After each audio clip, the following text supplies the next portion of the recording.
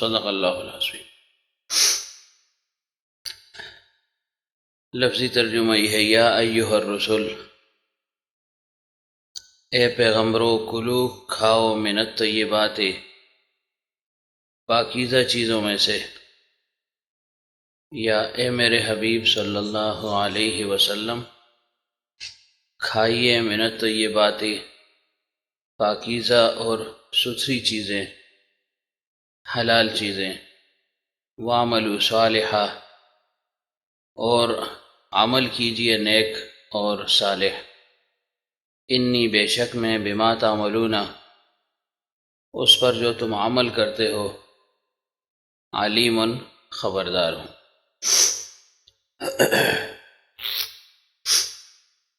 اس آیت کے متعلق سابقہ درس میں بھی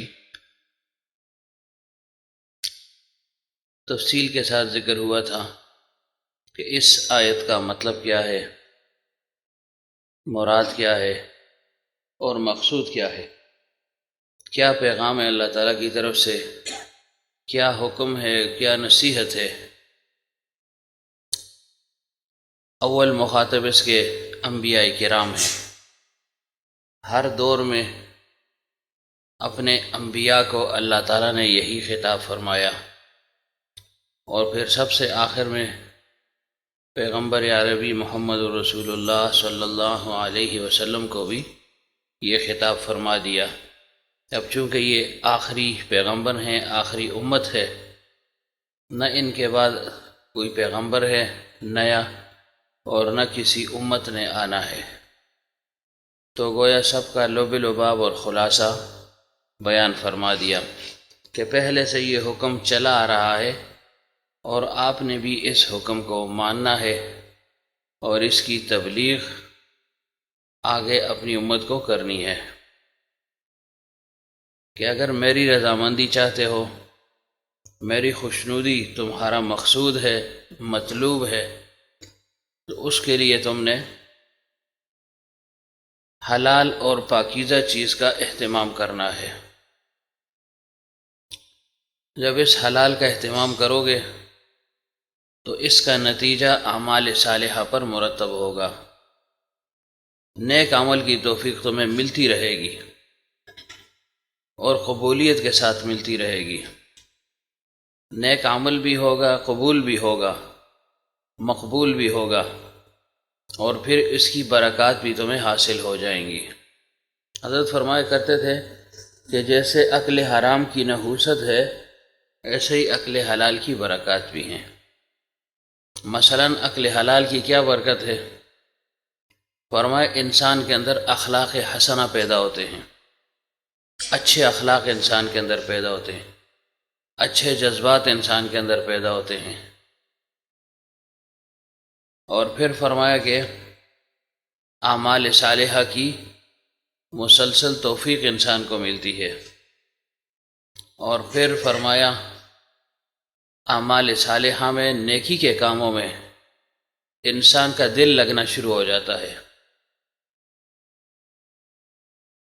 اللہ تعالیٰ کی طرف سے دل میں ایک نور اور معرفت پیدا ہو جاتی ہے۔ کس سے؟ اکل حلال سے۔ اور اس کے متعلق دو واقعات کل حلقے میں ذکر ہو بھی چکے تھے، کہ اگر اکل حرام ہوگا تو اس کی کیا نحوست ہوگی؟ ظاہر انسان کے اخلاق بگڑ جاتے ہیں، شہوت اور غضب اس کے اندر بڑھ جاتا ہے، اور اگر اکل حلال کا اہتمام کرے گا تو اچھے اخلاق انسان کے اندر پیدا ہوتے رہتے ہیں۔ اکل حرام کا اہتمام کرے گا تو اعمال کی توفیق سلب ہو جائے گی، اکل حلال کا اہتمام کرے گا تو اعمال کی توفیق ملتی رہے گی۔ اکل حرام اس کا اہتمام کرے گا، اس میں لگا ہوگا، تو دل اعمال صالحہ میں نہیں لگے گا، جی چرائے گا، دل نہیں لگے گا، اور اکل حلال کی برکت سے دل لگتا رہے گا۔ پھر اکل حلال کی برکت گناہوں سے نفرت شروع ہو جاتی ہے، انسان کے دل میں نیکی کا جب داعیہ پیدا ہوگا تو لازماً بات ہے کہ برائی کا داعیہ جو ہے وہ دفع ہوتا رہے گا، کم ہوتا رہے گا، دبتا رہے گا۔ لیکن اگر حرام کا ارتکاب کرے گا، اکل حرام کھائے گا، تو دل میں نیکی کی نفرت پیدا ہوتی رہے گی۔ گویا بالکل ایک دوسرے کے برعکس ہیں۔ اگر ایک چیز کا اہتمام کرے گا، مثلا نیک اور حلال طریقے سے کما رہا ہے، کھا رہا ہے، تو اس سے اچھے اخلاق انسان کے اندر پیدا ہوں گے، اچھی اچھی باتیں پیدا ہوں گی، عبادات کے لحاظ سے بھی، معاملات کے لحاظ سے بھی، معاشرت کے لحاظ سے بھی، اور عقائد کے لحاظ سے بھی۔ اور اگر حرام کا مرتکب ہوگا تو ظاہر ہے یہ سب چیزیں نہیں ہوں گی، بلکہ اس کا عکس ہی ہوگا۔ مثلا اکل حلال سے دل میں نور پیدا ہوتا ہے تو اکل حرام سے دل میں ظلمت پیدا ہوگی۔ اکل حلال کی برکت سے دعا قبول ہوگی تو حرام کے کھانے سے، اکل حرام سے دعا قبول نہیں ہوگی۔ اسی طرح اکل حلال کی برکت سے جو کمائی انسان کرتا ہے، جو کسب کرتا ہے، جو کماتا ہے، اس میں اللہ تعالیٰ انسان کو برکت عطا فرما دیتا ہے، اور پھر قناعت اس کو حاصل ہو جاتی ہے۔ اور اکل حرام میں کمائی میں برکت بھی ختم ہو گئی اور وصف قناعت بھی چھن گیا۔ کیوں؟ حل میں مزید میں لگا رہتا ہے، طلب ہوتی ہے مزید کی، زیادہ سے زیادہ کمانے کا شوق ہو جاتا ہے، اور اس میں پھر حلال اور حرام کی تمیز نہیں رہتی۔ بعض اوقات جو حرام ہے اس میں بظاہر یعنی برکت نظر آتی ہے، چیز زیادہ نظر آتی ہے، لیکن حقیقت میں اس میں برکت ہوتی نہیں ہے۔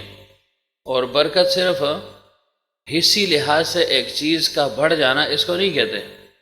ایک چیز بڑھ گئی تو ہم کہتے ہیں یہ برکت ہے، بلکہ چیز کے بڑھنے کے ساتھ ساتھ اگر وہ نہ بھی بڑھے، مثلا کم چیز ہے لیکن اس میں اللہ تعالیٰ برکت کو ڈال دیتا ہے، وہ زیادہ استعمال ہو جاتی ہے، یا اچھی جگہوں پر وہ مال استعمال ہو جاتا ہے، یہ بھی ایک برکت ہے۔ اور اگر غلط طریقے سے مال کمائے، حرام طریقے سے، مشکوک طریقے سے، تو اگرچہ وہ مال بہت زیادہ ہو لیکن وہ اچھی جگہوں پر پھر نہیں لگتا۔ گناہ کے ذریعے سے وہ مال حاصل ہوا، حرام کے ذریعے سے حاصل ہوا، حرام ہی کی راہ میں وہ مال خرچ ہوتا رہتا ہے، لٹاتا رہتا ہے پھر۔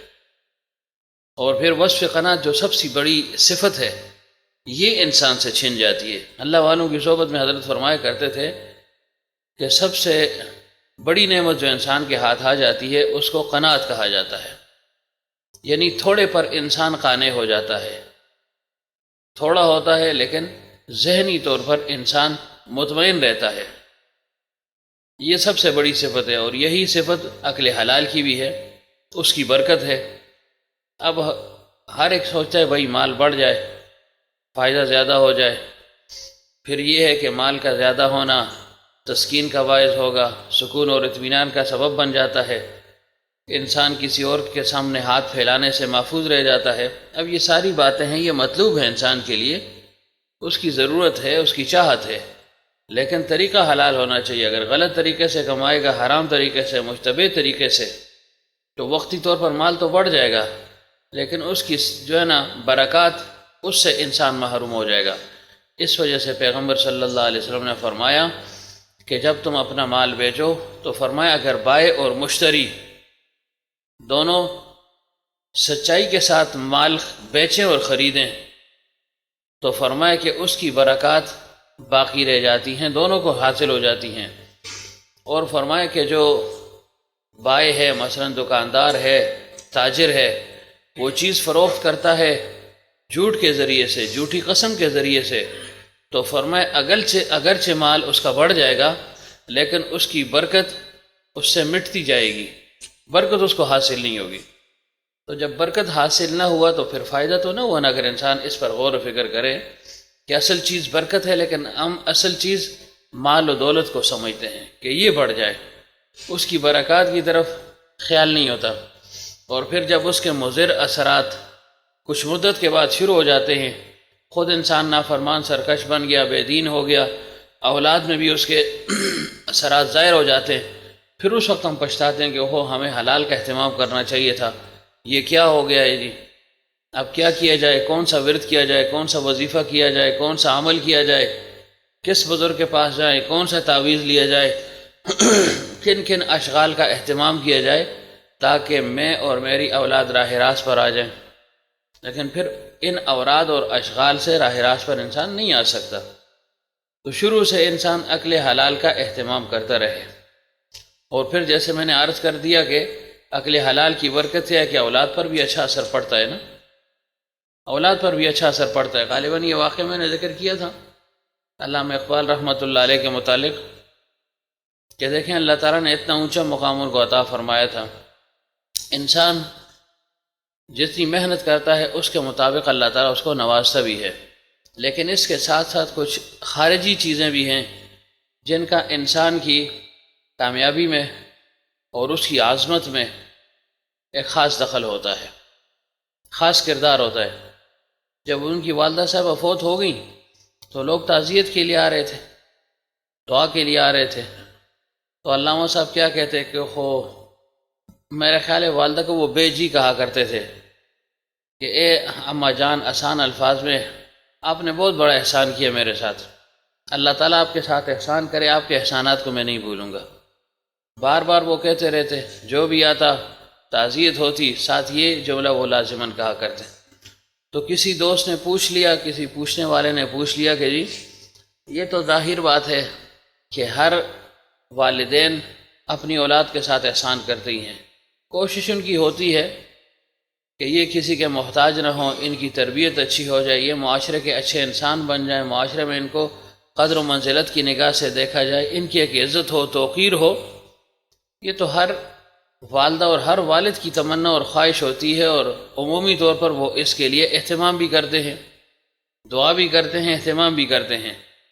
لیکن آپ بار بار یہی کیے جا رہے، اس کی وجہ کیا؟ فرمائے بھائی اس کی وجہ یہ ہے کہ جو کچھ ہوں آج والدہ کی دعا کی برکت سے اللہ تعالیٰ نے یہ مقام عطا فرمایا ہے، ان کی وجہ سے ہوں، لیکن خصوصیت کے ساتھ وہ ایک کام کیا کرتی تھی، اس کی اہمیت میرے دل میں جاگ گئی ہے، جاگزیں ہو گئی ہے۔ وہ یہ کہ میرے والد ایک ڈپٹی کلیکٹر تھے اس وقت کے، وزیر اعظم سمجھ لیں، گورنر سمجھ لیں، کوئی وزیر مشیر سمجھ لیں،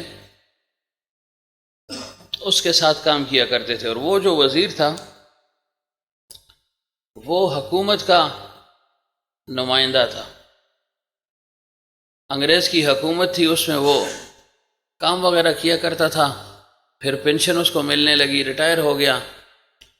اب پینشن تو اس کو مل رہی تھی، لیکن میرے والد اس کے پاس بطور درزی کے کام کیا کرتے تھے، کپڑے سیا کرتے تھے، اور میری والدہ اس کمائی کو مشکوک اور حرام سمجھا کرتی تھی کہ بھئی یہ انگریز ہیں، مسلمانوں کے مخالف ہیں، ہمارے ملک میں جو ہے نا گھس آئے ہیں، غاصب ہیں، قبضہ کیا ہوا ہے، قابض ہیں، تو ان کی نوکری کرنا، ان کے مال کو استعمال کرنا یہ جائز نہیں ہے۔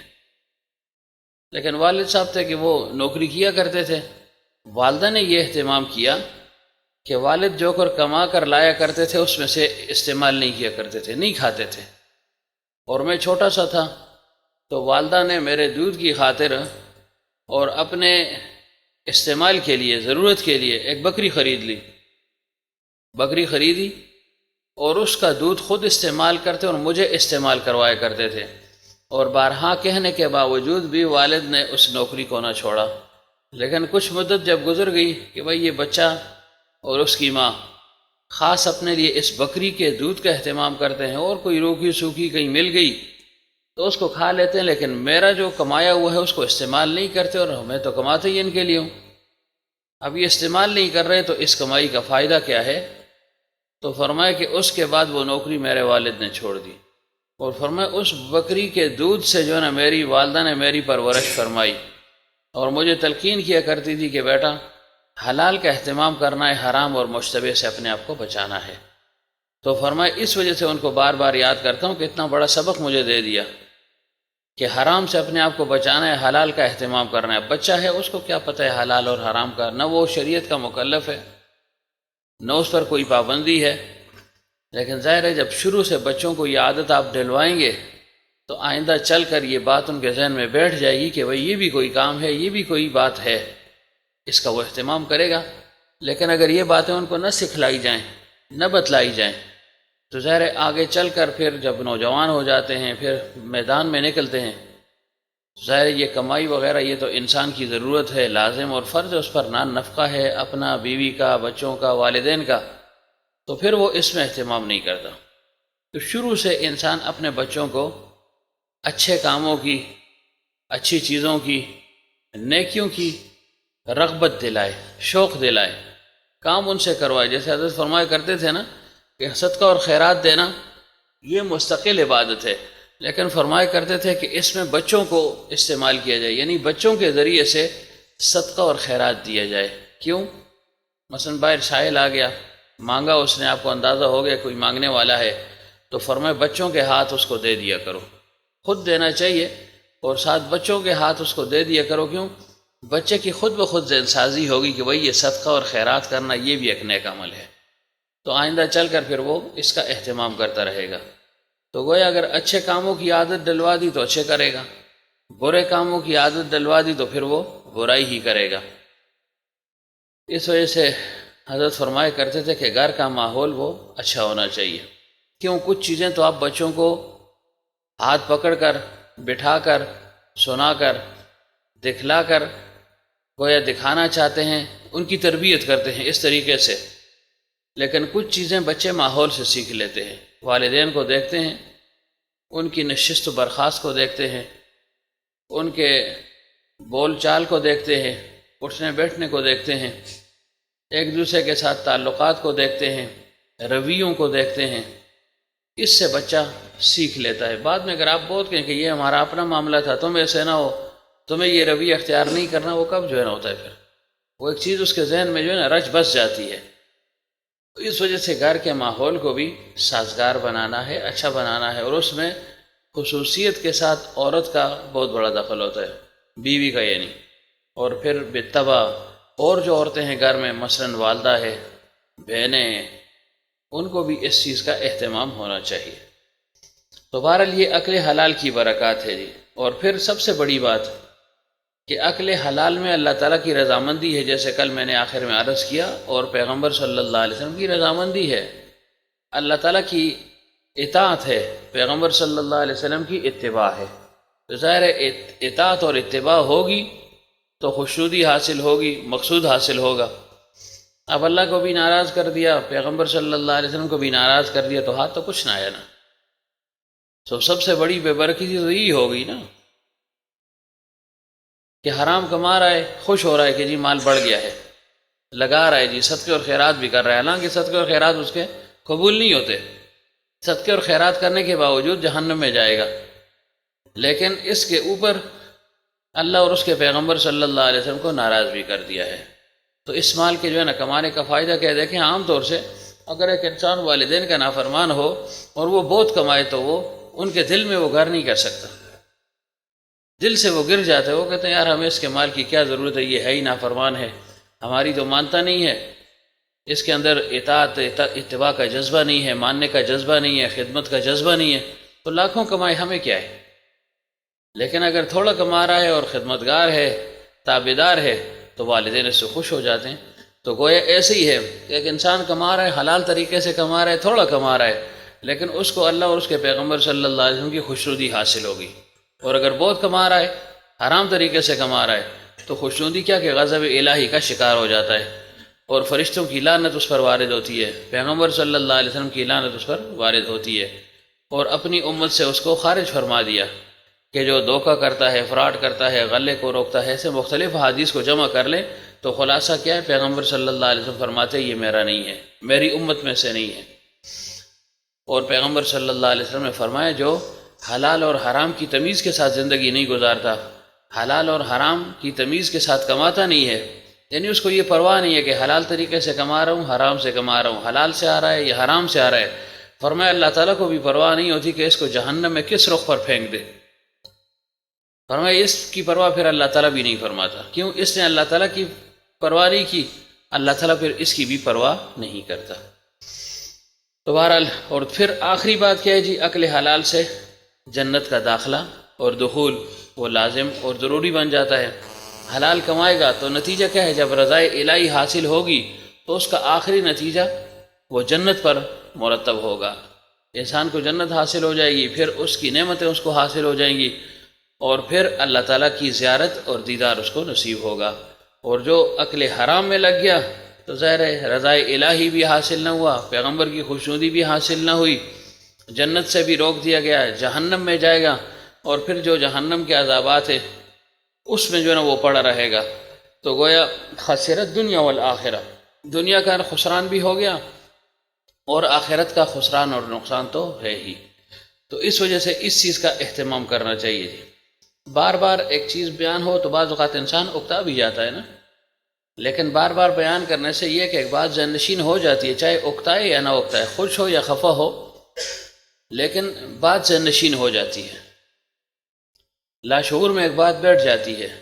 پھر انسان اگر ایک مرتبہ نہیں، دو مرتبہ نہیں، کسی نہ کسی وقت اللہ تعالیٰ اس کو عمل کی توفیق عطا فرما ہی دیتا ہے.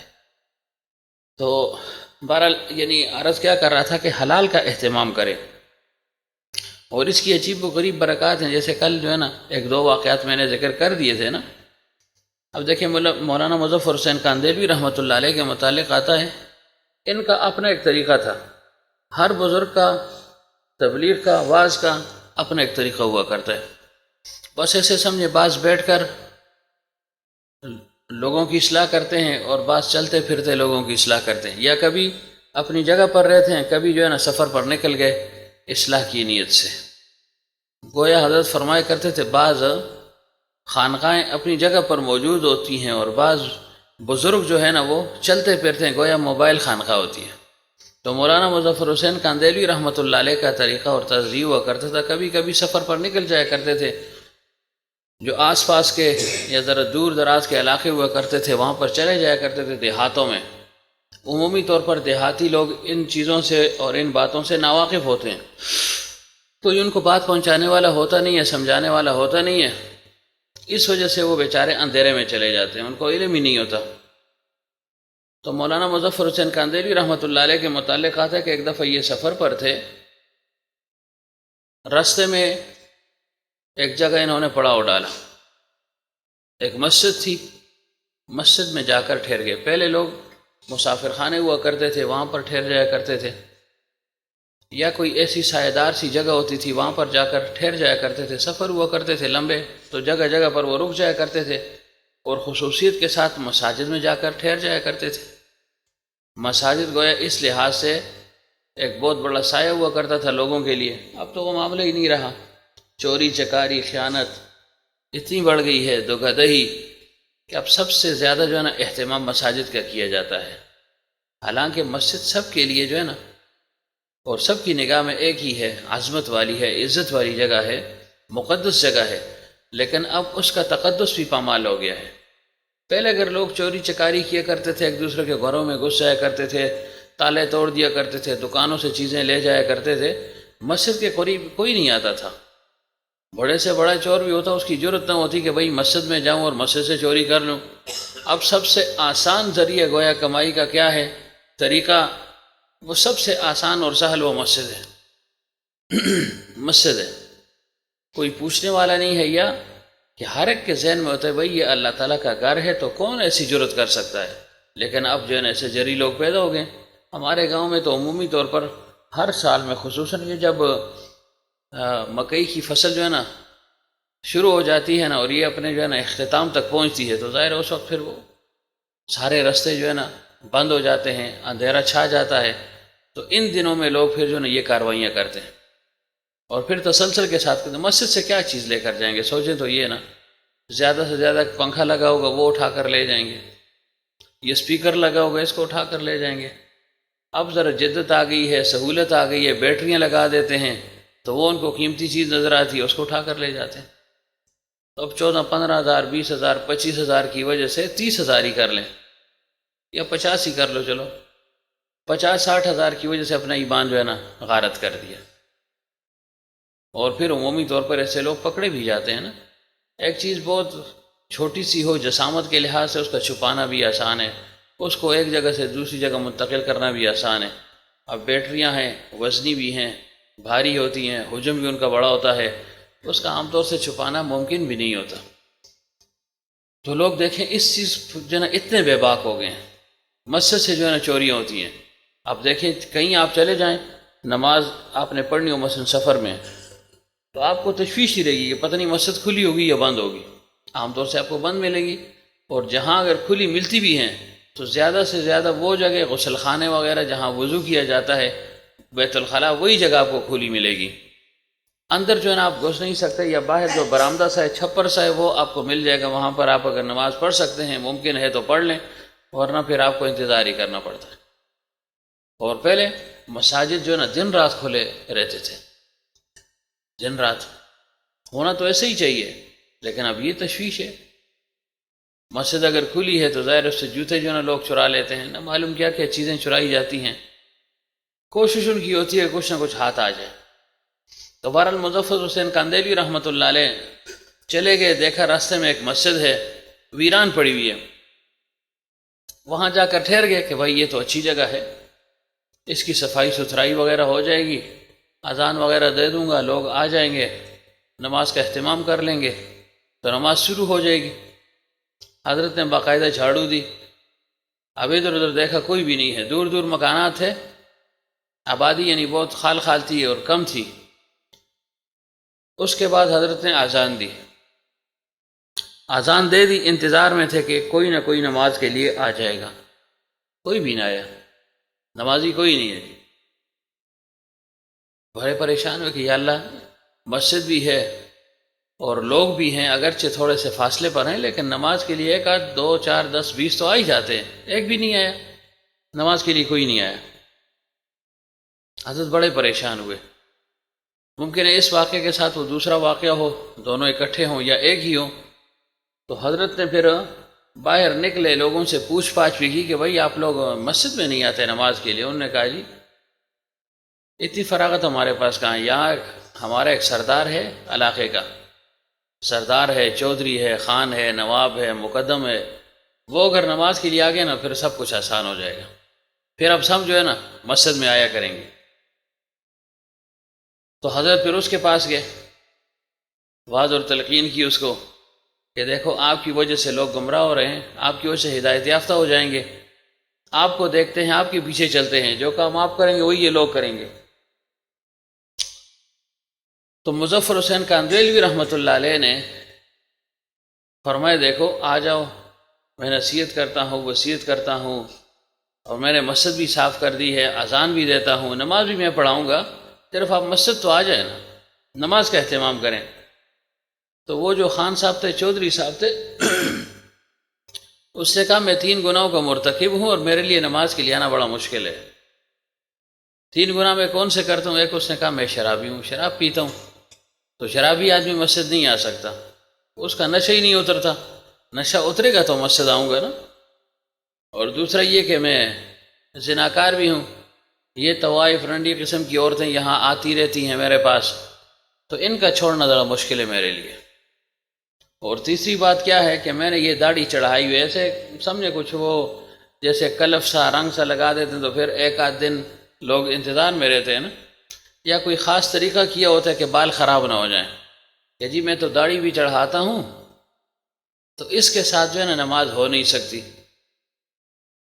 حضرت نے فرمایا دیکھو جیسے تیسے بھی ہے ویسے ہی آ جایا کرو، وضو بھی مت کرو، اور شراب کباب وہ اپنی جگہ پر ہے، زنا تم کرتے وہ اپنی جگہ پر ہے، لیکن ظاہر ہے جب تم نے مسجد آنا ہے وضو تو کرنا ہے۔ اس نے کہا وضو نہیں ہو سکتا، یہ کام بھی نہیں چھوڑ سکتا ہوں اور وضو بھی نہیں ہو سکتا، اگر بے وضو گنجائش ہو تو میں آ جاؤں گا۔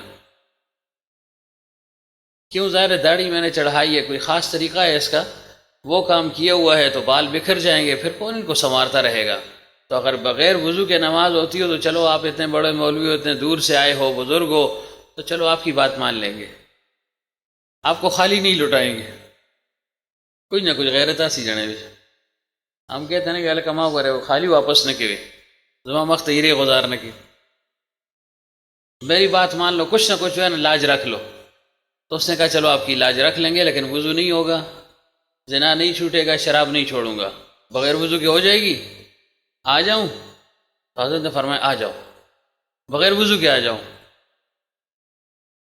بعض اوقات اللہ تعالیٰ کچھ الہام فرما دیتا نا، القاء ہو جاتا ہے کہ یہی ہدایت کا ذریعہ اور سبب بن جائے گا۔ حضرت کا یہ مقصود نہیں تھا کہ تم جو ہے نا بے وضو کیا کہ نماز پڑھ لو، یا بے وضو نماز پڑھنا جائز ہے، یہ تو کفر ہے، لیکن اس کو راہ راست پر لانا تھا۔ اس وجہ سے کہا جاتا ہے کہ ولی کا الہام اس کے لیے حجت ہوا کرتا ہے، اس کے لیے ہے، باقیوں کے لیے نہیں۔ تو حضرت نے فرمایا چلو کوئی ترکیب کریں گے، اللہ کرے اس کا دل جو ہے نا لگ جائے۔ تو خان صاحب نے کہا بس ٹھیک ہے، پھر تو بہت آسان سا معاملہ ہے، اگر بغیر وضو کے ہی جو ہے نا آنا ہے اور پانی کا استعمال ہی نہیں کرنا، پھر تو آسان کام ہے، بس آئیں گے۔ حضرت چلے گئے کہ جی بس آپ جائیں میں آتا ہوں۔ حضرت چلے گئے اور جا کر جو ہے نا سجدے میں گر گئے کہ یا اللہ میرا تو اتنا ہی کام تھا، میں اتنا ہی کر سکتا تھا، مسجد میں نے جو ہے نا صاف کر لی، جھاڑو دے دی، اذان دے دی، جا کر اس کو تلقین بھی کر دی، واز بھی کر دیا، نصیحت بھی کی، منت سماجت بھی کی۔ یا اللہ اب جو ہے نا دلوں کو پھیرنے والا تو ہے۔ اب جو ہے نا خان صاحب نماز کے لیے آ گئے، ایک قول یہ ہے، اور ایک قول یہ کہ جب خان صاحب نے یہ کہا کہ میں نماز کے لیے آ جاؤں گا، آپ جائیں لیکن وضو نہیں کروں گا، حضرت نے فرمایا بغیر وضو کے آ جاؤ۔ تو فرمایا اللہ تعالیٰ کی قدرت کہ جب نماز کا وقت ہو گیا، اس نے ارادہ کیا، اس نے عزم کیا ہوا تھا، وعدہ کیا ہوا تھا کہ میں آؤں گا، ادھر وضو کا اہتمام اس نے کہا میں نہیں کروں گا۔ تو فرمایا اچانک اس کے جو ہے نا جو اعضاء وضو میں دھلتے ہیں، مثلا چہرہ ہے، بازو ہیں، پاؤں ہیں، اس میں خارش شروع ہو گئی، خارش شروع ہو گئی، بڑا پریشان ہو گئی، اللہ یہ کیا ہو گیا، کوئی چیز جو ہے نا راس نہیں آئی، مرچ زیادہ کھا لی ہے، کیا ہو گیا ہے؟ بڑا پریشان۔ اب جو ہے نا ایک چیز لگاتا ہے، دوسری چیز لگاتا ہے، ایک مشورہ دیتا ہے یہ چیز لگاؤ، یہ چیز کھاؤ، ایسے کرو ایسے کرو، نہیں جی، مرض بڑھتا گیا جو دوا کی، جو چیز استعمال کرتا ہے خارج بڑھتی جا رہی ہے، لیکن پورے جسم پر نہیں ہے، بازوؤں پر ہے، ہاتھوں پر ہے، چہرے پر ہے اور پاؤں پر، یہی جو ہے نا اعضاء ہیں وضو میں دھلتے ہیں نا۔ جب یہ خارش شروع ہو گئی، کسی نے کہا بھائی ٹھنڈا پانی استعمال کرو، پانی تھوڑا سا جو ہے نا چہرے پر ڈال دو، ہاتھوں پر اور پاؤں پر ڈال دو، اس کے ساتھ تمہاری خارش جو ہے نا ختم ہو جائے گی، ٹھنڈک اور برودت تمہیں حاصل ہو جائے گی۔ اس نے کہا ٹھیک ہے۔ جیسے اس نے پانی جو ہے نا چہرے پر ڈالا نا، تو بالکل ایسے سمجھے جیسے وہ خارش تھی نہیں، خارش ختم ہو گئی۔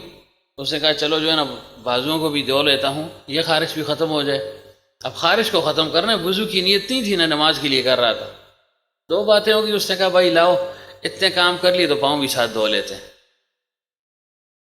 مولوی صاحب سے تو میں نے وعدہ کیا کہ میں نماز کے لیے میں آؤں گا اور وضو نہ کرنے کا وعدہ کیا تھا، لیکن اب کیا کیا جائے، ویسے بھی میں نے چہرہ دھو ہی لیا ہے تو چلو پورا وضو کر لیتے، پاؤں بھی دھو لیے اور سر کا مسح بھی کر لیا، نماز کے لیے روانہ ہو گیا۔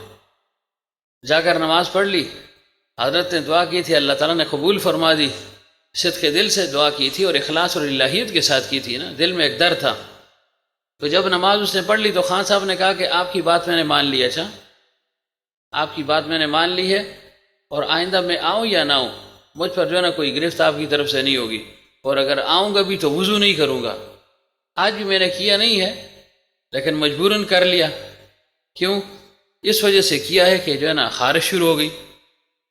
تو حضرت نے فرمایا بھائی تمہاری مرضی ہے، میں نے تو یہ کہا تھا صرف مسجد آنا، بس بات ختم۔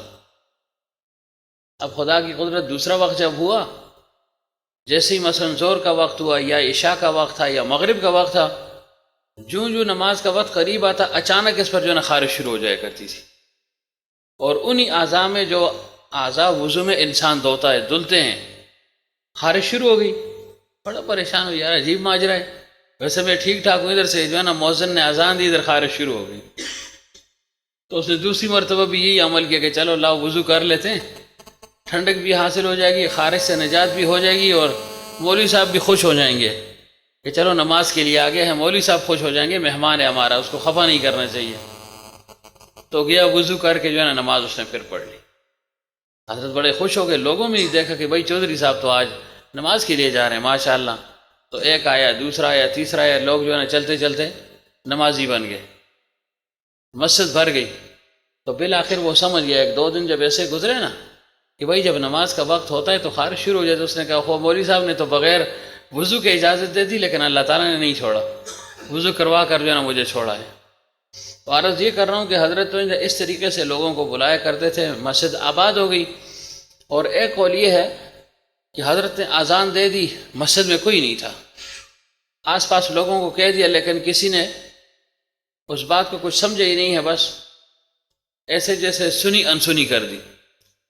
حضرت نے ایک وقت کی جو ہے نا اذان دی, نماز پڑھی, کوئی نہیں تھا. دوسرے وقت اذان دی, نماز پڑھی. تیسرا وقت, چوتھا وقت, یہاں تک کہ عشاء کا وقت ہو گیا. مغرب اور عشاء کا وقت تھا, اذان دے دی. حضرت نے اکیلے خود نماز پڑھی, کوئی بھی نمازی نہیں ہے.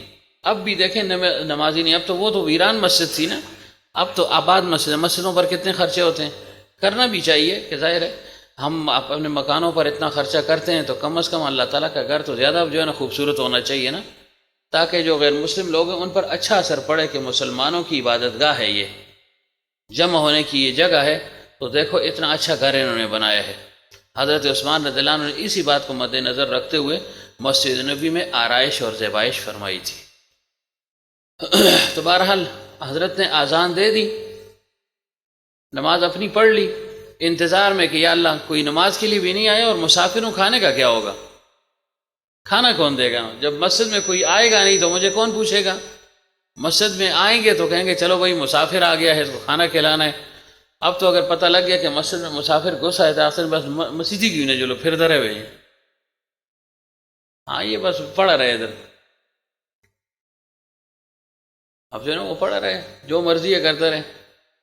تو بہرحال مغرب کا وقت ہو گیا یا عشاء کا وقت ہے. ایک شخص آیا, حضرت نے فرمایا میں بیٹھا ہوا تھا, اچانک میں نے دیکھا کہ نوجوان مسجد میں گھسا اور جلدی جلدی اس نے نماز پڑھی, جیسے اس کو کوئی بڑی جلدی ہو, کہیں اس نے جانا ہو, کوئی ضروری کام ہو. بس یعنی انتہائی عجلت کے ساتھ اس نے نماز پڑھی, کوئی خضوع نہیں تھا, سکون اور اطمینان نہیں تھا, بس فٹافٹ لگے دا سا. جیسے ہی اس نے نماز پڑھی, ابھی میں اس کی طرف متوجہ نہیں ہوا تھا کہ بھائی اس کو بلاؤں, پوچھوں, کچھ حال احوال ہو جائیں, بس وہ مسجد سے نکل گیا. مسجد سے نکل گیا. تھوڑی دیر کے بعد وہ آیا. تھوڑی دیر کے بعد جب آیا اس کے پاس 3 روٹیاں تھیں. 3 روٹیاں تھیں, لا کر جو ہے نا مجھے دے دی اور کہا ہے مسافر یہ روٹی کھا لو. حضرت فرماتے ہیں بس اس نے میرے سامنے روٹی رکھی اور چلا گیا کہ جی میرے پاس وقت نہیں ہے, میں جاتا ہوں, جو ہے نا میرے پاس وقت نہیں ہے, میں تھکا ماندہ ہوں, اور پھر جو ہے نا آپ کے ساتھ ملاقات ہوگی. 3 روٹیاں مجھے دے دیں اور میں نے کھا لی. سارے دن کی بھوک تھی اور اتنی لمبی رات تھی پھر آگے. تو فرمایا 3 روٹیاں تھیں, تینوں میں نے کھا لی. فرمایا جب وہ میں نے کھا لی, میں مسجد ہی میں تھا, میں رات کو سو گیا. تو فرمایا ان 3 روٹیوں کی ایسی عجیب و غریب برکت میں نے دیکھی کہ ایک تو عمل میں جو ہے نا ایک جذبہ اور شوق مجھے پیدا ہو گیا, عمل کا داعیہ پیدا ہو گیا کہ بھائی اٹھو اور جو ہے نا عبادت کرو, سستی کو چھوڑ دو. اور دوسرا فرمایا عبادت کرنے کے بعد جب میں سو گیا تو رات کو مجھے پیغمبر عربی محمد رسول اللہ صلی اللہ علیہ وسلم کی زیارت نصیب ہوئی. زیارت نصیب ہوئی تو میں بہت زیادہ خوش ہوا. صبح ہو گئی اور بڑا میں جو ہے نا تر و تازہ خوش باش تھا کہ اللہ عمل کی توفیق بھی مل گئی اور پیغمبر صلی اللہ علیہ وسلم کی زیارت بھی نصیب ہو گئی.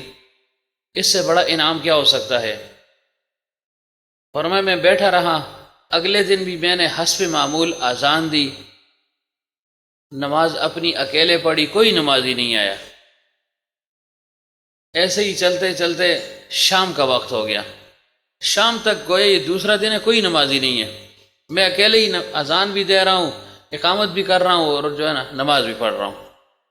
فرمایا دوسرا دن ہو گیا تو دیکھا کہ یہی شخص, یہی نوجوان اسی پرانی حیت پر, اسی طریقے پر جلدی سے مسجد میں داخل ہوا. نہ میرے ساتھ کوئی جو ہے نا بات, کلام, کچھ نہیں آیا, بس جو ہے نا اللہ اکبر نماز کے لیے کھڑا ہو گیا اور بڑی تیزی کے ساتھ اس نے جلدی جلدی اس نے نماز ادا کر دی. نماز ادا کرتے ہی مسجد سے نکل گیا. میں سوچ رہا تھا کہ آج جو ہے نا روٹی کا انتظام کیسے ہوگا, کون لائے گا, کہاں سے لائے گا. تو میں نے دیکھا تھوڑی دیر کے بعد وہ نوجوان آ گیا. 2 روٹیاں تھیں اس کے ہاتھ میں, 2 روٹیاں لا کر اس نے میرے حوالے کر دی کہ ہاں مسافر یہ 2 روٹیاں کھا لو, آپ بھوکے ہوں گے, یہ کھانا کھا لیں, اور میرے پاس وقت نہیں ہے, میں جا رہا ہوں. تھکا ماندہ آدمی ہوں اور میں جاتا ہوں، اور میں پھر خاموش ہو گیا کہ بھائی میرے پاس بیٹھا ہی نہیں ہے، کچھ بات تو اسے کر لوں، لیکن وہ موقع ہی نہیں دے رہا، بس ایسے جیسے بھاگنے والا ہو، نظریں چراتا ہے، بس آتا ہے روٹی دیتا ہے اور جو ہے نا بھاگ جاتا ہے۔ فرمائے دوسرے دن وہ 2 روٹیاں میں نے کھائیں، اسی سابقہ ترتیب سے پھر جو ہے نا وہی اس کی برکات اللہ تعالیٰ نے ظاہر فرما دی۔ بس میرا ایک جو ہے نا شوق پیدا ہو گیا عبادت کی طرف۔ عبادت تو میں ویسے بھی کر رہا تھا، لیکن ان کھانے کے بعد کچھ عجیب و غریب جو ہے نا میں یعنی حلاوت محسوس کرتا تھا۔ اور پھر فرمایا کہ حسب معمول سابقہ رات کی طرح پھر رات کو اللہ کے حبیب محمد رسول اللہ صلی اللہ علیہ وسلم کی زیارت مجھے نصیب ہوئی۔ 2 راتیں ہو گئی، میں بڑا خوش تھا کہ ماشاءاللہ اس کھانے میں کوئی کمال ہے۔ میں اس نتیجے تک پہنچ گیا کہ بھائی ان روٹیوں میں، اس کھانے میں اگرچہ روکھی سوکھی روٹیاں ہیں، سادہ سی روٹیاں ہیں، کچھ مرغن غذا بھی نہیں ہے، ساتھ سالن وغیرہ کچھ نہیں ہے، لیکن ان کی عجیب و غریب برکات ہیں کہ 2 دن تک مسلسل مجھے زیارت بھی نصیب ہوگی اور اعمال کا داعیہ بھی پیدا ہو رہا ہے، شوق اور جو ہے نا مزہ بھی محسوس ہو رہا ہے، دل میرا لگ رہا ہے۔ تو میں بیٹھا رہا اس مسجد میں نے کہا شاید پھر کوئی نمازی آ جائے، یا کم از کم یہ آدمی تو آئے گا نا، تو اس کو آج بٹھاؤں گا اور اس کے ساتھ بات کروں گا کہ یہ کرتا کیا ہے، کیا طریقہ ہے اس کا، کہاں سے کماتا ہے، کہ اتنی اس کی برکات ہیں۔ فرمایا تیسرے دن میں نے پھر جو ہے نا حسب معمول صبح فجر میں اذان دی، نماز پڑھی، کوئی نہیں آیا، ظہر کا وقت بھی گیا، عصر بھی گیا، مغرب کا وقت ہو گیا، مغرب کی نماز میں نے پھر اکیلے پڑھ لی، کوئی نہیں آیا، کوئی بھی نہیں آیا۔ کسی بھی غیرت نہ سی رہا، چلو جلدی ہی رہو۔ بعض اوقات لوگ غیرت کی وجہ سے بھی ایک کام کر لیتے ہیں کہ بھائی ہماری مسجد میں مثلا جماعت والے آئے ہوئے ہیں، چلو یار اور دنوں میں جاتے ہی نہیں، آ جائے گا تو چلا جائے، 2 4 چلے جاتے ہیں، اصل صاف ہی کافر ہیں نا، چلو جو ہے نا سامنے ہو جاؤ، جاؤ یا نہ جاؤ، بس ہے نا سکا ارادے ہی لکھال چھوڑے ہو۔ وہ ہمارے گاؤں میں لوگ جو ہے نا ارادے لکھواتے تھے، تو اب وہ سمجھدار ہو گئے، اس نے کہا نہیں ایسے ارادہ نہیں، اٹھو جو ہے نا باقاعدہ ہمارے ساتھ جاؤ گے، پکڑ کر لے جاتے ہیں نا، یہ ساری عمر آپ کا ارادہ ہی ہے، کبھی جو ہے نا حقیقت میں بدلا نہیں ہے یہ کہ ارادے پر ایک نیکی ملتی ہے نا، سارے اٹھ کے آتے ہیں جی مڑا بھی ارادہ ہے جی، اصل پتہ ہونا ہے نا نہیں چلنا کسی پر، اتنے نہیں آتے تھا مسجد ہی نہیں آتے تھے۔ تو بارہ حضرت فرماتے ہیں کہ تیسرا دن ہو گیا، میں اسی انتظار میں تھا، دیکھا یہ نوجوان پھر آیا اسی اپنی اس پرانی ترتیب سے، حسب معمول آیا، مسجد میں داخل ہوا، جلدی جلدی اس نے مغرب کی نماز ادا کی یا عشاء کی نماز ادا کر لی، اور میری خواہش تھی کہ یہ میرے ساتھ بیٹھے، میں اس کے ساتھ بات کروں، لیکن مجھے بات کا موقع اس نے نہیں دیا، پھر بس نماز پڑھتے ہی نکل گیا۔ جب یہ نکل گیا تھوڑی دیر کے بعد یہ 1 روٹی لایا، پہلے دن 3 روٹیاں لایا تھا، دوسرے دن 2 روٹیاں لایا، تیسرے دن 1 روٹی لایا، اور مجھے کہا ہے مسافر یہ کھانا کھا لو تو مہربانی کرو خدا دا واسطے کل جلدہ رہی ہیں تو بس یہ 1 روٹی کھا لو، اور جو ہے نا کل آپ نے یہاں سے جانا ہے، مزید آپ نہ روکیں، مہربانی ہوگی آپ کی، بس اتنا بہت ہو گیا ہے۔ 3 دن جو ہے نا مہمانی تھی وہ میں نے کر لی آپ کی، اب مزید مہمانی نہیں ہو سکے گی۔ تو یہ بھی آداب میں سے نا، کوئی کسی کا مہمان بن جائے تو اگر انتہائی ضرورت ہو تو 3 دن تک چلو مہمان بن جائے، تیسرے دن کے بعد خود بخود چلا جائے۔ ہمارے پشتوں میں کہتے ویسے نبین روان شوی ہمیں مسجد سے پھوک کہ ویسے بین روان سے، پھر ہر ایک جو ہے نا جھگڑتا بھی ہے، اندر جو ہے نا گھر والی سے اس کے ساتھ بھی لگا رہتے ہیں، بچے بھی تنگ پریشان، کیا مصیبت ہے۔ تو اس وجہ سے اگلوں کا جو ہے نا وہ جو کچھ انہوں نے کیا ہے، کوئی صدقہ خیرات، اس کو ضائع بھی نہیں کرنا چاہیے نا، تو ضائع نہ کرنے میں مہمان کا دخل ہے۔ ہاں ایسا بے تکلف مہمان ہو کہ جس کو اس چیز کا یعنی احساس یا پرواہ نہ ہو کہ کیا دیا کیا کھایا، وہ تو الگ بات ہے، لیکن عام طور سے لوگ پھر اہتمام کرتے ہیں کہ چلو مہمان ہے بھائی کچھ نہ کچھ تو ہونا چاہیے، اب ادھر وسعت نہیں ہے ادھر مہمان ہے، تو انسان پھر پھنس جاتا ہے نا، پھر اس پر ایک بوجھ پڑ جاتا ہے، تو بوجھ بھی نہیں ڈالنا کسی پر۔ دوبارہ حضرت فرماتے ہیں کہ تیسرے دن اس نے کھانا لایا اور بڑی منت اور سماجت کی، اس نے کہا جی کل آپ نے نہیں رکنا جی، تو فرمایا میں نے اس کو بٹھایا کہ بیٹھو بیٹھو، اور مجھے جو ہے نا حقیقت، اس نے کہا جی حقیقت کچھ نہیں ہے، بس آپ نے کل نہیں جو ہے نا رکنا یہاں پر، بس کل نہیں رکنا۔ حضرت نے فرمایا، میں نے کہا کیوں؟ سے کہا کل روٹی نہیں ملے گی، کل مشکل ہے، بس اس لیے کہہ رہا ہوں یہاں سے آپ چلے جائیں۔ حضرت نے فرمایا میں نے اس کو بٹھایا کہ دیکھو میں اس وقت تک نہیں جاؤں گا جب تک تم جو ہے نا حقیقت نہیں بتاؤ گے، بیٹھو، میں کچھ پوچھوں گا تم نے بتانا ہے۔ کہ بیٹھ گیا وہ، تو حضرت نے فرمایا بھائی یہ بتاؤ کیا وجہ ہے، تم کہتے ہو یہاں سے جاؤ اور تم نے رکنا نہیں ہے، چلو یہ بات تو جیسے تیسے بھی تم نے کر لی لیکن آخر کوئی وجہ ہوگی۔ اس نے کہا حضرت پہلے دن جب آپ آئے مہمان تھے، میں نماز کے لیے آیا، میں مزدور کار آدمی ہوں، سارا دن میں مزدوری کرتا ہوں، حق حلال کی جو ہے نا کمائی کرتا ہوں، کمانے کی کوشش کرتا ہوں، شام کو کچھ مل جاتا ہے تو اس سے جو ہے نا ہم کچھ اپنے لیے روٹی پکا لیتے ہیں، ایک میں ہوں گھر میں، ایک میری بیوی ہے اور ایک بچہ ہے، 3 آدمی ہم گھر میں، تو 3 روٹیوں سے پک جاتی ہیں، ایک ہم سب کھا لیتے ہیں، اگلے دن پھر میں مزدوری کے لیے نکل جاتا ہوں، پھر کچھ نہ کچھ ہاتھ آ جاتا ہے، اس ترتیب سے ہماری زندگی گزرتی ہے۔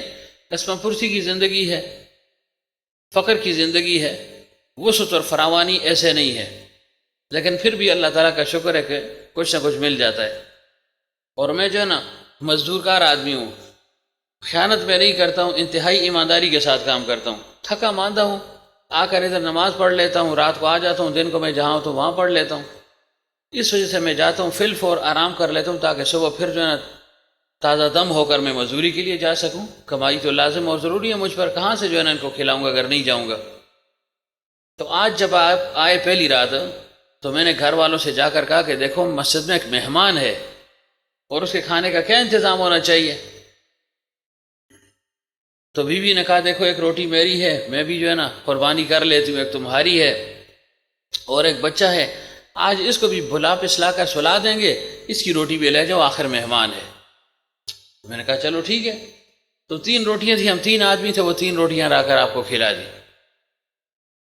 دوسرے دن میں پھر 2 روٹیاں لایا ہوں کہ ہاں بالکل 2 لائے تھے، فرمایا کہ بچہ تھا، ہمیں پتہ تھا یہ مزید جو ہے نا صبر نہیں کر سکتا، بچے کو اس کی روٹی کھلا دی، میں اور میری بیوی نے یہ صدقہ کیا، گویا یہ ایثار کیا، قربانی دی کہ وہ 2 روٹیاں ہم نے آپ کے لیے لائی۔ 2 فاقے 2 رات ہم نے فاقہ کیا ہے، ایک رات میں تو بچے نے بھی فاقہ کر لیا، اب دوسری رات میں اور بیوی میاں بیوی نے فاقہ کر لیا، بچہ تھا وہ لہذا اس کو ہم نے فاقے میں نہیں ڈالا، اس کی روٹی اس کو دے دی۔ اور تیسرا دن فرمائے آج کی رات ہے، بیوی نے کہا میں بھی اور صبر نہ کر رکھتی، مشکل ہے، 2 دن میں نے جو ہے نا صبر کر لیا ہے، اتنا ہی ہے، اور پھر یہ کہ اگر میں نہیں کھاؤں گی تو کل جو ہے نا کام کیسے کروں گی، گھر کے جو ہے نا اور امور ہوتے ہیں، کپڑے دھونے ہیں، جھاڑو دینی ہے، بچے کو سنبھالنا ہے وغیرہ وغیرہ، تو یہ نہیں ہو سکے گا۔ تو اس نے کہا کہ میں تو قربانی نہیں دے سکتی مزید، تو میں نے اپنی روٹی آپ کے لیے لا کر آپ کو دے دی ہے۔ اب میں بھی انسان ہوں، 3 دن کا فاقہ تو میں نے کر لیا، مزید میری بھی گنجائش نہیں ہے، اتنی وسعت مجھ میں بھی نہیں ہے کہ میں اب جو ہے نا مسلسل فاقوں پہ فاقے کرتا رہوں، اور ادھر آپ مہمان ہیں، آپ کی مہمانی بھی لازم ہے، اس وجہ سے کہتا ہوں کہ مہربانی فرمائیں اور کل صبح یہاں سے آپ رخصت ہو جائیں۔ تو حضرت نے فرمایا کہ بالکل تمہاری بات اپنی جگہ پر ٹھیک ہے، لیکن میں جو روکا تھا اس وجہ سے، میں نے تو جانا تھا، 1 دن کا پروگرام تھا، 1 دن میرا ارادہ تھا، لیکن میں جو 2 دن میں روکا رہا اس کی کوئی خاص وجہ ہے۔ فرمایا اچھا تم مزدور کار ہو؟ کہ ہاں جی میں مزدوری کرتا ہوں۔ فرمایا ماشاءاللہ تمہاری مزدوری واقعی جو ہے نا وہ حلال والی مزدوری ہے، خیانت سے جو ہے نا پاک ہے، امانت والی ہے، دیانت والی ہے، صداقت والی ہے۔ اور فرمایا تمہاری اس پہلے دن کی روٹی کی برکت نے مجھے جو ہے نا 2 دن مزید ٹھہرنے پر مجبور کر دیا۔ کہ جی وہ کیسے؟ فرمایا پہلے دن جب تم روٹی لے آئے، جب وہ روٹی میں نے کھا لی تو اس سے جو ہے نا میرے اندر ایک بشاشت پیدا ہو گئی، گویا ایک بس کی کیفیت میرے اندر پیدا ہو گئی، اعمال صالحہ کا دائیہ پیدا ہو گیا، میں لگا رہا ذکر اذکار تلاوت میں لگا رہا، اور پھر جب تھوڑی سی جو ہے نا نیند میں نے کی، جو نیند کا تھوڑا سا وقت تھا اس میں جو ہے نا اللہ تعالیٰ نے اپنے حبیب صلی اللہ علیہ وسلم کی زیارت مجھے نصیب کر دی۔ تو میں نے کہا بھائی یہ تو بہت باکمال روٹی ہے، اگرچہ خشک روٹیاں ہیں لیکن چلو 1 رات اور رہتا ہوں، شاید مزید یہ روٹی مل جائے، مزید نورانیت حاصل ہو جائے گی، اس وجہ سے میں نے دوسری رات گزاری، اور اب اسی وجہ سے یہ تیسری رات بھی میں نے گزاری۔ چلو ٹھیک ہے، اللہ تعالیٰ تمہیں جو ہے نا مزید جو ہے نا مال اور برکت عطا فرمائے، میں جو ہے نا صبح یہاں سے چلا جاؤں گا۔ اب دیکھیں یہ عقل حلال کی برکات ہیں۔ ہم کہتے ہیں نا کہ بس مرغن ہو، زیادہ ہو، چاہت تو ہر ایک کی ہے، سب سے پہلے میری اور پھر آپ کی ہوگی، لیکن یہ کہ برکت تو الگ ایک چیز ہے نا، برکت تو الگ چیز ہے۔ ہاں حلال ہو اور بہت ہو پھر تو واقعتاً اس کی برکات پھر سب سے بڑھ کر ہیں، پھر تو نور علی نور ہے، لیکن عام طور سے جو ہے نا اس کا اہتمام نہیں ہوتا نا، یہ کہنے کا مقصد ہے۔ اب دیکھو حلال تھا، کتنی برکت ہے، بعض اوقات دیکھیں آپ نے خود بھی تجربہ کیا ہوگا عام سا آدمی ہوتا ہے، کوئی سادہ بادہ آدمی ہوتا ہے، فقیر سا ہوتا ہے، آپ کی دعوت کر لیتے ہیں. دوسری طرف جو ہے نا اچھے کھاتے پیتے گھرانے کے دوست احباب آپ کی دعوت کرتے ہیں. تو عام طور سے یہ ہم نے سنا کہ بھئی فلاں آدمی کی دعوت ہم نے کھائی، بڑی سادہ سی تھی لیکن مجھ مزہ آئے. یہ تو عام طور سے جو ہے نا ہمارے جو ہے نا مشاہدے کی باتیں ہیں نا کہ بہت مزہ آیا ہے. اس کی وجہ یہ ہوتی، دیکھیں کھانا پکانا اپنی جگہ پر اچھے طریقے سے پکا، وہ لذت اپنی جگہ پر ہے. ظاہر ہے پھر انسان رغبت کے ساتھ کھاتا ہے، شوق کے ساتھ کھاتا ہے، زیادہ بھی کھاتا ہے. لیکن عام طور سے اگر ایسے جو ہے نا اگر آپ اس کا تقابل کریں تو یہی نتیجہ ہوگا کہ اس شخص کے جو ہے نا دعوت میں اخلاص ہوتا ہے. اس وجہ سے ہمارے اکابر حضرت نانوتوی رحمۃ اللہ علیہ خصوصیت کے ساتھ جب کوئی فقیر وغیرہ غریب آدمی آ کر دعوت دیتا فی الفور قبول کر لیتے. اور اگر کوئی جو ہے نا اچھا آدمی ہوتا، پیسے والا آدمی ہوتا، وہ دعوت کرتا تو حضرت فی الفور اس کی دعوت قبول نہیں کیا کرتے تھے، پس و پیش فرما لیا کرتے تھے کہ چلو ہو جائے گا، دیکھ لیں گے، کر لیں گے، موقع ملا تو آپ کو بتا دوں گا. اور غریب اور فقیر کا ایک دم جو ہے نا قبول فرماتے. کسی نے کہا حضرت جی کیوں؟ اور میں اس میں اخلاص اور الہیت زیادہ ہے، اور ان دوسروں میں اخلاص اور الہیت کم، تکلفات زیادہ ہوتے ہیں، یہاں بے تکلفی ہوتی ہے. نانوتوی صاحب رحمۃ اللہ علیہ کی ایک دفعہ کسی نے دعوت کر لی، دعوت کی تو اس وقت ایک خان صاحب تھے، نانوتوی صاحب رحمۃ اللہ علیہ کے دوست تھے، یار تھے. تو حضرت نے فرمایا بھئی مجھے تو فلاں آدمی نے کوئی جلاحا ہے، اس نے میری دعوت کی، میں تو وہاں جاؤں گا. اس نے کہا جی انا للہ و انا الیہ راجعون، آپ اور اتنی بڑی ہستی اور جلائیں دے تسی جلسون، جلائے کے گھر میں آپ جا کر جو ہے نا کھانا کھائیں گے. فرمایا بھئی غریب لوگ ہیں، ان کے اندر خلوص ہوتا ہے، اخلاص ہوتا ہے. فرمایا نہیں جی غریب کیا ہوگا اور اس کا اخلاص کیا ہوگا، اخلاص کی ایشی ہوتی ہے، اس بیچارے کو کیا پتا تھا. تو حضرت نے فرمایا میں تو وہاں جاؤں گا. اتنے میں وہ جو شخص تھا جو میزبان تھا وہ حضرت کو لینے کے لیے آ گیا کہ جی میں آپ کو لینے کے لیے. فرمایا بھائی میں خود آ جاتا کہ نا جی میں خود آیا ہوں، آپ کے ساتھ جاؤں گا، آپ کو ساتھ لے کر جاؤں گا، اس میں جو ہے نا مجھے خوشی ہوگی. حضرت نے اس کو دیکھا، فرمایا دیکھو اس کو اخلاص کہتے ہیں. ہمیں جو ہے نا تم دعوت دے دو پھر کہ تو کوئی خود پہنچ آنا، اور یہ میرے پیچھے خود آ گیا. تو حضرت نے اس ترکیب سے اس کو سمجھانا چاہا کہ بھئی یہ فقراء کی دعوت کو قبول کرنا چاہیے، یہ اخلاص سے بھرے ہوئے لوگ ہوتے ہیں، بے تکلف ہوتے ہیں. تو حضرت نے اس میزبان کو یہ شرط رکھ دی کہ بھائی میں نے تمہاری دعوت قبول کی تھی لیکن میری ایک شرط ہے ایک اور. کہ حضرت کیا؟ فرمایا یہ جو خان صاحب ہیں نا، خان صاحب، ان کو بھی ساتھ لے جانا ہوگا. نہ چلیے گا سر، ان کو بھی ساتھ لے جانا ہوگا، ان کو بھی دعوت دو، ورنہ میں نہیں جاؤں گا، ورنہ میں نہیں جاؤں گا. اب جو ہے نا وہ میزبان تھا، اس نے کہا حضرت یہ تو اور خوشی کی بات ہے، آپ بھی جا رہے ہیں، خان صاحب بھی جائیں گے، اس سے بڑی جو ہے نا اور ہماری خوشی کیا ہوگی. تو خان صاحب کے ساتھ وہ چمڑ گئے، نہ جی خان جی تو جلنا ہی جلنا ہے جی، نہ جی بالکل جی یہی ہیں جی وہی ہیں جی، بس محنت سماجت شروع ہو گئی. خان صاحب بھی جو ہے نا پیگل گئے، اس نے کہا بھائی اتنی محنت سماجت تو ہماری کسی نے نہیں کی. کہ پیروں میں پہننے لگے تھے، کھاڑیاں پکڑ دے آلے جی خدا واسطے کر کے آج جلدے رہو جی حسن علی جی، کچھ نہیں ہوتا، تسی شان میں کوئی فرق نہیں آتا. خان صاحب نے ایسی جو ہے نا اخلاص بری دعوت کبھی دیکھی نہیں تھی، نہ اتنا خلوص دیکھا تھا، اتنا محبت، اتنی محبت اور عقیدت تو دیکھی نہیں تھی. سرسری سا جی خان جی آئے جی تو سنگ دیکھ کے بڑا دل خوش ہے، سندر چل کی گالیاں کر دے تریم تھی ایسی آئی ہیں پھر آ گیا. حضرت فرمائے کرتے تھے نا باہر مہمان کو دیکھا نا، آؤ جی تو سنگ دیکھ کے بڑی خوشی ہوئی ہے جی، واہ واہ واہ واہ، باغ باغ ہو گیا دل، اندر چل کے کھولتے رہنے. پھر مصیبتی نال ایک مصیبت آ گئی ہے، پکاؤ بھائی اس کے لیے، تو گالیاں بھی دیتے ہیں کھلا بھی رہے ہیں. تو بہرحال خان صاحب بڑے متاثر ہوئے. خان صاحب نے کہا چلو بھائی اتنی محنت کرتے ہو تو حضرت کے ساتھ میں بھی چلا جاتا ہوں. چلا گیا. وہ جب بیٹھ گئے نا تو وہ ایک ایک چیز اپنے جو کچھ اس نے پکایا ہوا تھا ایک چیز لا رہا ہے، خان صاحب کے سامنے رکھ رہا ہے، خان جی کھاؤ جی، ایسے کرو جی، نہ جی اسے کھانے ہی کھانے جی، پھر ڈال رہا ہے، پھر ڈال رہا ہے. آخر تک جو ہے نا خان صاحب کے ساتھ وہ چمٹا رہا، بار بار پوچھتا، بار بار جو ہے نا خود لا کر ڈال دیتا، کھلاتا، کوشش کرتا. ہمارے ہاں تو جو ہے نا یہی ہے، بس کھانا رکھ دیا کیسا کھاتا تھا ٹھیک ہے، نہ کھاتا تھا مجھ اچھا، کھا کہتا تھا ٹھیک ہے، نہ کھاتا تھا مجھ اچھا، جنم مردر رہے گی، سان بھی چڑھ گیا تھا، روٹی بھی بچ گئی. ہاں ایسے ہی کرتے ہیں لوگ نا. بس خبر دسترخوانوں لگی مخ ملازے کار دے، بس چا کو خړله خو ډیر کوي نه خړل ډیر خو خدای دې وبخوي مشه موږ ته پاتې شه ملازه پېښ لګي خړله بده کنه چې تا ما سوتن پخ کړی سار 10 بجے خلق لور کې دغه لکړی وځو کړی بیا کون کھائے گا اس کو. تو بہرحال خان صاحب کو جو ہے نا خوب اہتمام کے ساتھ بڑی لجاجت اور منت سماجت کے ساتھ کھلایا نا. تو پھر جب اٹھنے لگا تو اس نے انوری صاحب رحمۃ اللہ علیہ نے فرمایا آپ نے بالکل سچ کہا، واقعی ہمارے اندر صرف خلوص ہے، پیسے ہیں، ہم پیسوں کو دیکھتے ہیں، تکلف ہے، اور فرمایا یہاں خلوص ہے اور بے تکلفی ہے، کہ کیسے جو نا میری محنت کر کے مجھے کھلا رہا تھا کہ خان صاحب یہ بھی ڈال دیں جی، اچھا جی اب یہ بھی تھوڑا سا ڈال دیں، یہ بھی تھوڑا سا ڈال دیں، یہ بھی کھا لیں جی ہم بڑے خوش ہو جائیں گے۔ اور میں واقعی غربا کی جو ہے نا دعوت کو قبول کرنے میں خیر ہی خیر ہے، ایک تو دلجوئی ہوگی، دوسرا اپنے نفس کا امالہ بھی ہے نا۔ بڑے لوگوں کے ہاں تو ہر ایک جاتا ہے، لیکن کوئی غریب آدمی کہتے میرے کھانے پہ چھوڑ دیں کیا ہوگا، اس کی کیا دعوت ہوگی۔ بعض اوقات بزرگ بھی جو ہے نا ایسی خوشخبری فرما لیتے ہیں نا۔ قاسم نانوتوی رحمۃ اللہ علیہ کی کسی نے دعوت کی، دعوت کر لی تو فرمایا ٹھیک ہے آپ کی دعوت قبول ہے۔ اتنے میں ایک اور شخص آیا، اس نے کہا حضرت میں بھی دعوت کرنا چاہتا ہوں۔ اس کو یہ پتہ نہیں تھا کہ پہلے دعوت ہو چکی ہے۔ اس نے کہا حضرت میری دعوت اگر آپ قبول کر لیں، پہلا غریب آدمی تھا اور دوسرا ذرا اچھا تھندا آدمی آ سدرے چوپڑے چاپڑے داس غور زیڑو بل سڑی، تو حضرت کو فرمایا کہ میں آپ کی دعوت کرنا، فرمایا قبول ہے۔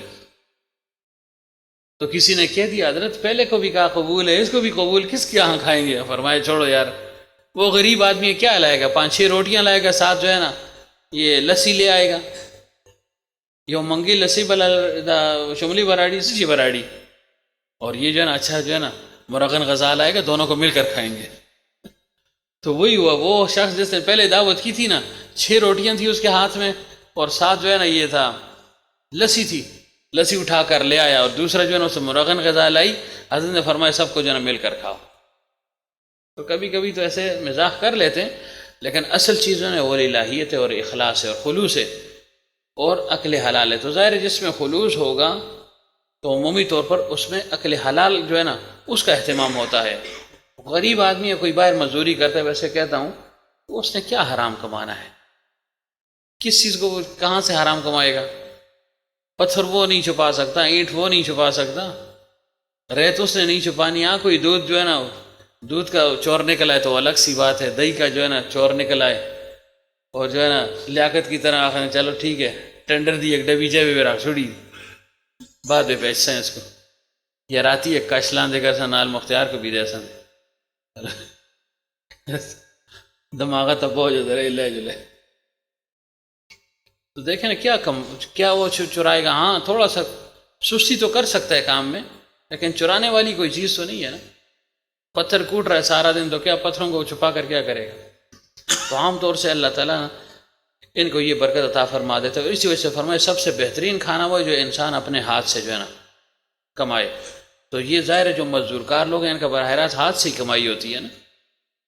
باقی دیکھیں جیسے اطباء ہیں، دکاندار ہیں، تاجر ہیں، وہ بھی کما رہے ہیں، لیکن ان کا جسمانی جو ہے نا عمل دخل اس میں کم ہے نا، جسم کم تھکتا ہے، اور اس میں جو ہے نا جسمانی تھکاوٹ بھی ہو جاتی ہے۔ اس وجہ سے فرمایا کہ اس میں اللہ تعالیٰ نے برکات کو زیادہ رکھے۔